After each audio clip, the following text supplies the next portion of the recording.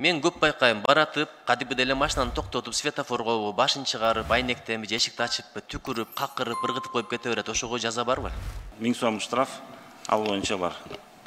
1000 сом закон түкүргөнгө 5000 деп бир закон кабыл алынды эле. Бирок аткарылганын такыр көрбөдүм да. Дастан туура айтып атат. Видеого тартылса, ошолорду бир издеп жүрүп жазалагылачы. Көчө деген көчөдө бул Дасторкон, биздин жүзүбүз. Чет өлкөлүктөрдүн көрсөм эмне болот деп уяла берем. Чыгышта, батышта көчөдө түкүргөн, көчөгө зар кылган деле уят нерсе. Дагы бир суроо. Жолдогу рекламалар, наружный рекламалар коопсуздукка канчалык таасир этет, жол коопсуздугуна? Илимий изилдөө барбы, аналитика? Ал боюнча албетте ар бир рекламный щит коюлганда бүт согласование өтөт. Ошо биздин дагы атайын жол көзөмөлдөө кызматы бар. Служба дорожного надзора деп.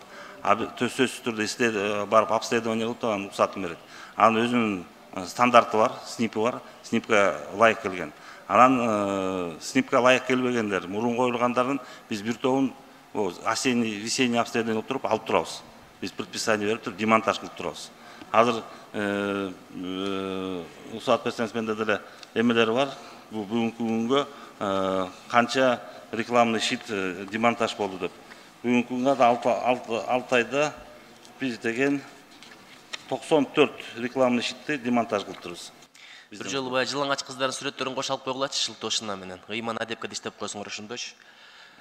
Анан дагы бир суроо, баягы галогендик жарыктарды коюп алат. Галогенный деп жап-жарык кылып, адамдын көзүн алып аварияга себеп болуп атат. Ошолорго чара барбы? Биздин мыйзамдар боюнча ага жок. Галогенге уруксат жана ледке уруксат жок. Башка мамлекетте бар, мисалы Казакстанда эле ксенонго бар, биксенонго запрет да. Бизде андай запрет жок.